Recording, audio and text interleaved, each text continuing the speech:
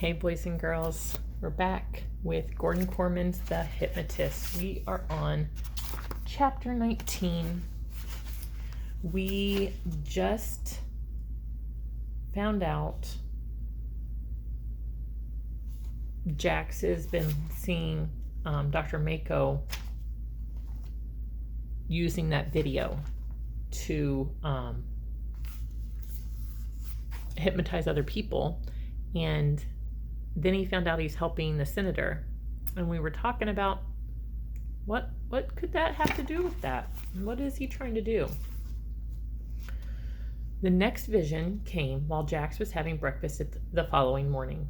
It was so unexpected that he drew in a sharp breath and inhaled a mouthful of raisin bran. His father rushed over and began pounding him on the back. Mr. Opus took his son's face in his hands and peered anxiously into his eyes until he remembered and glanced quickly away. Even with Jax choking, he couldn't risk placing himself in the line of fire of the old family talent. "You okay?" he tossed over his shoulder. Jax nodded, wiping soggy cereal off his chin. "Fine." The clock on the stove read 7:33 a.m. Who would be watching his video now? "Dad, did your parents ever video themselves?" Mr. Opus shook his head. "I'm not sure, but I doubt it. They were pretty elderly by the time home video came along." "Yeah, but is it possible that they used it to hypnotize people?" Mr. Opus was horrified. "That works?" Jax backed off. It was bad enough that his dad was afraid to look his own son in the face. The last thing he wanted for his poor father to suspect every newscaster and talking head on TV. It happened again during a social studies test in third period. There where Jax's eyes were his essay answer on West Virginia coal exploration was supposed to be. He waited for the vision to dissipate, but instead of fading out, it grew stronger until he could clearly see his irises darkening from the royal blue to indigo. This was no fleeting impression. This was the kind of pip image that only came during serious and sustained mesmeric link. When was it going to stop? "Dude," Tommy whispered from the next seat, "you look like you need to change your underwear." So Jax's distress was obvious to others as well, only he didn't feel particularly distressed. Annoyed maybe, concerned, and jealous? Yes, envy, the kind that kept you up at nights and ate your stomach lining. But who was he jealous of? Tommy? The other students who were able to write their tests without interference? All at once he knew this wasn't his envy. This emotion was coming through him via the mesmeric link. The jealousy belonged to the person watching the video. If there had been any doubt in Jax's mind that his clip was bending people, this blew it all away. And now it seemed as if those remote hypnotisms could be every bit as powerful as the face-to-face kind. At lunch he called Santa, but Dr. Mako was still unavailable. "How many people are watching that clip I recorded?" he demanded of Miss Samuels. "It can't be just at the institution. I get blowback while eating breakfast at 7:30. "Let's not jump to conclusions until you've had a chance to talk to Dr. Mako," the assistant director suggested. "And when's that going to be?"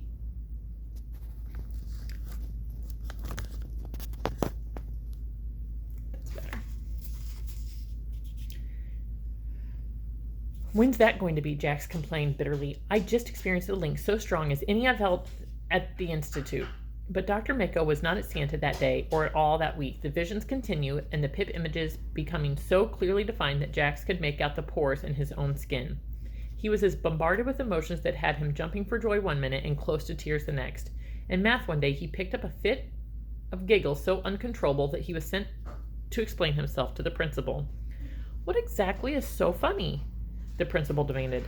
"I honestly don't know," Jax replied. It may have been the first time in the history of school that this stock answer was 100% true.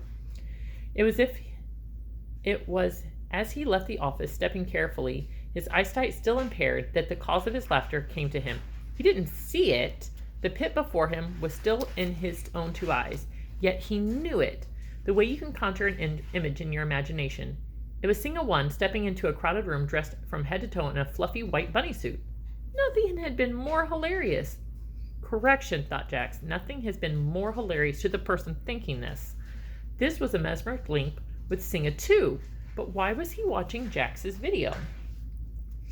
By now, the visions had become so frequent that Jax no longer bothered to report them to Ms. Samuels. He picked up the flavor of intense competitiveness along with an image of a tennis court that might have come from Grace, but he didn't dare confront her.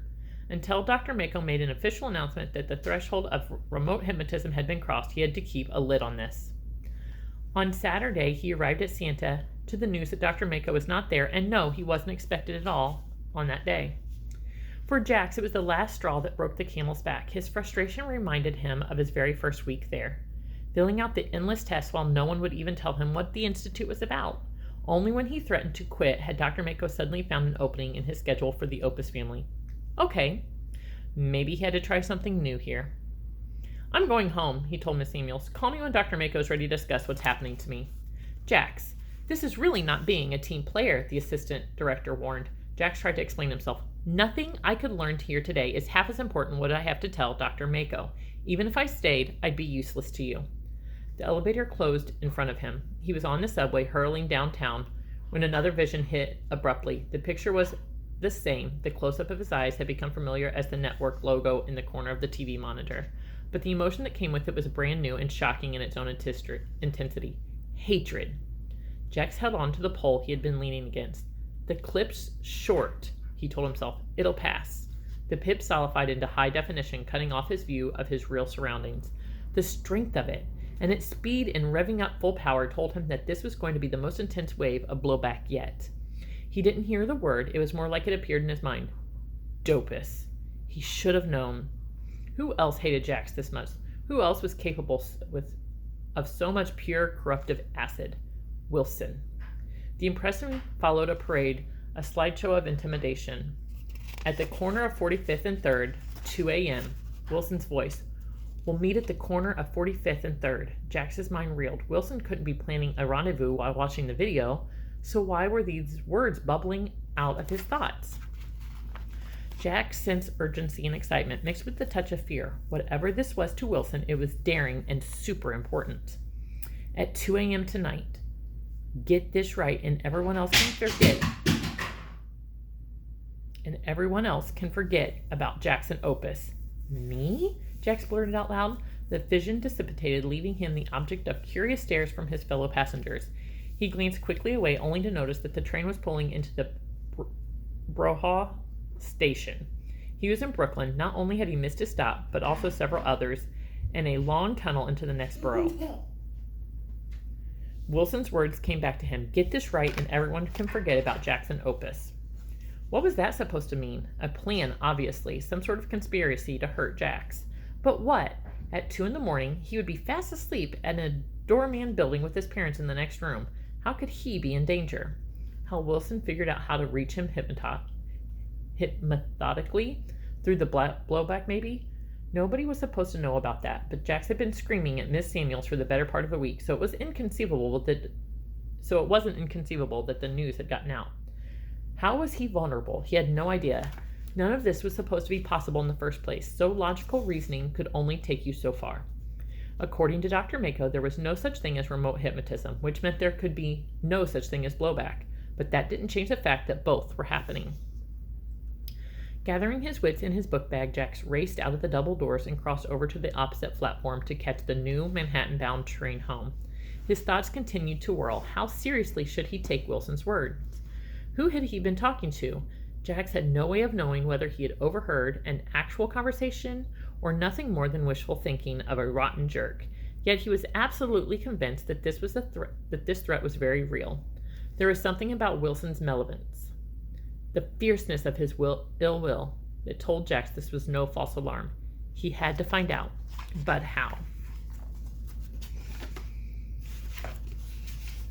So, obviously, the video that Jax made for Dr. Mako is pretty intense, and it's obvious that Dr. Mako is using it to hypnotize other people. And it's obvious that he's avoiding Jax because he's not showing up in a place that he was at pretty much every day. So he's not making himself available to Jax. What could he be using those videos for? Why would it matter if he can hypnotize the other people at Sienta? I don't know. I guess we'll find out.